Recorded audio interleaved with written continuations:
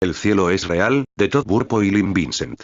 Colton Burpo tenía 4 años cuando fue operado de urgencia de apendicitis. Meses más tarde, comenzó a hablar de aquellas breves horas en que se encontró entre la vida y la muerte. En 2003, durante un viaje familiar, Colton empezó a explicar que unos ángeles lo habían visitado en el quirófano. Su padre, Todd Burpo, no podía dar crédito a lo que oía, pero lo animó a seguir. El pequeño afirmó entonces que mientras lo operaban vio a sus padres aguardando desconsolados en la sala de espera. Esto solo fue el principio. Durante los años siguientes continuó dando detalles sobre su breve estancia en el cielo y las personas que allí conoció. Su bisabuelo Pop, muerto desde hacía más de 30 años, o su hermana, a lo que su madre perdió en el segundo mes de embarazo. Actualmente, Colton todavía recuerda aquel cielo en el que abundan los colores, las personas y los animales. Su historia nos ofrece un mensaje esperanzador que ha conmovido a millones de lectores en todo el mundo.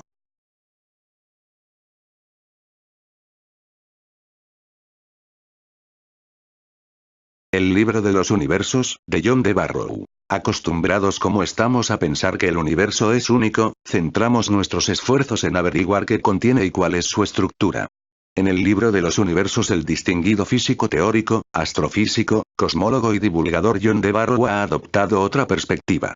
Tomando como base la cosmología relativista que produjo Albert Einstein en 1916, Barrow indaga en un amplio conjunto de soluciones exactas de las ecuaciones básicas de esa teoría, soluciones que representan muy diversos tipos de universos posibles.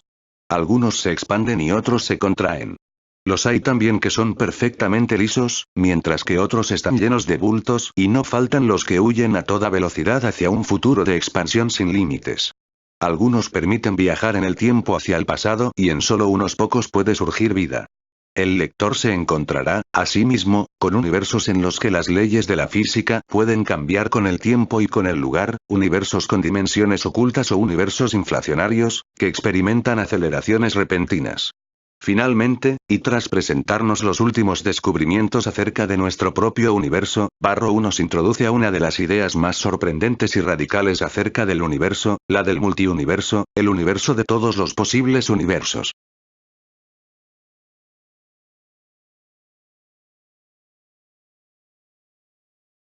El otro, de Miguel de Unamuno. El otro lleva a escena el conocido dilema de personalidad entre conciencia e imaginación. El argumento del drama se centra en dos hermanos, Cosme y Damián. El asesinato de uno de los hermanos y la suplantación de su personalidad hacen que sus esposas se vean envueltas en la duplicidad del uno y el otro.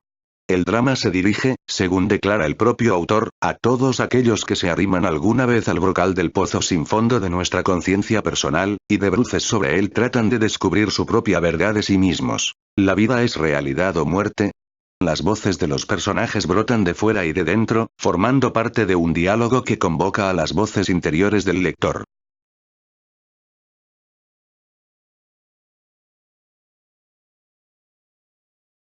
El rey, el sabio y el bufón, de Shafik Essapsi. A consecuencia de unos enigmáticos sueños, el rey de un lejano país, aconsejado por su sabio y su bufón, decide convocar el primer gran torneo de las religiones. Los competidores son atletas de alto nivel. Sus disciplinas son el ateísmo y las grandes religiones del mundo. En busca de la belleza eterna y de la sabiduría verdadera, tratarán de explicar lo mejor posible lo esencial de sus creencias. Pero, ¿qué ocurre cuando un judío, un cristiano, un musulmán, un hindú y un budista y un ateo se encuentran para confrontar sus opiniones? ¿Quién resultará vencedor en esta reñida competición?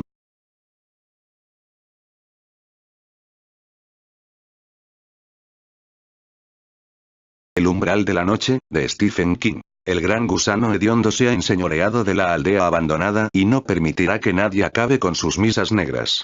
La máquina planchadora ha probado la sangre de una virgen y quiere más, mucho más, y su macabro deseo no se detendrá ante nada. Los amplios maizales imponen a los chicos sus sanguinarios ritos, el umbral de la noche nos transporta a un mundo de terrores imposibles pero que están ahí, a la vuelta de la esquina, en un maizal, en un pueblo abandonado, en una lavandería, debajo de la cama o tras la puerta de ese armario que ni siquiera rechina. Un libro de relatos escalofriantes, por el maestro del terror.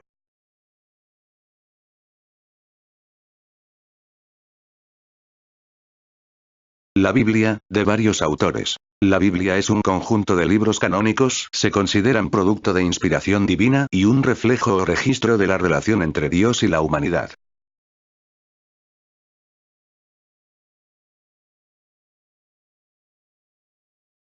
La cabaña, de William Paul Young. Una agradable excursión familiar se transforma en tragedia cuando Missy, la hija pequeña de Mac, desaparece.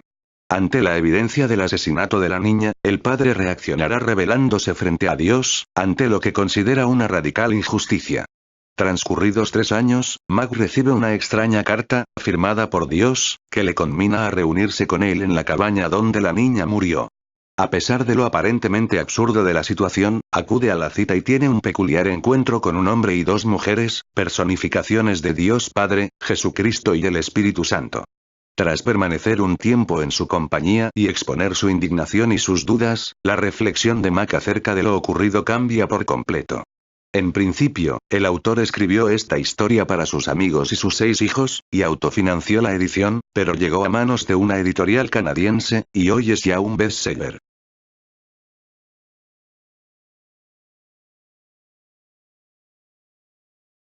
Los milagros del vino, de Jesús Sánchez Adalid. En una Grecia decadente y bajo el dominio del Imperio Romano, el sacerdote Podalirio, que ha consagrado toda su vida al culto del dios Asclepio, contempla el sufrimiento, la enfermedad y la muerte, incapaz de llenar su vacío hasta que un día escuchará un relato que cambiará su vida para siempre, un mensaje de confianza en el futuro. Una obra que penetra con rigor en los antiguos mitos y rituales grecorromanos y en la aventura de los primeros cristianos.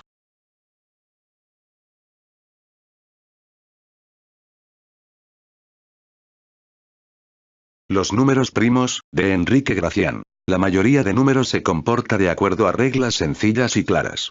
Por el contrario, los números primos son un auténtico incordio. Aparecen donde quieren, sin previo aviso, de forma aparentemente caótica y sin seguir ningún tipo de pauta. Y lo peor de todo es que no podemos ignorarlos. Son la esencia de la aritmética y, hasta cierto punto, de toda la matemática. Los números primos tienen algo de virus maléfico, que cuando ataca la mente de un matemático difícilmente lo dejará vivir tranquilo.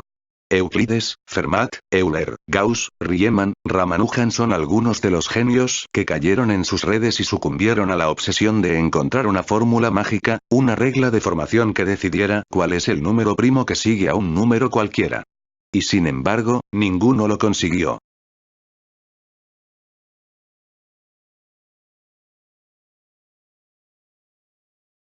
3. De Ted Dekker. Kevin Parson está manejando su automóvil a altas horas de la noche un día de verano, cuando de repente suena su teléfono celular.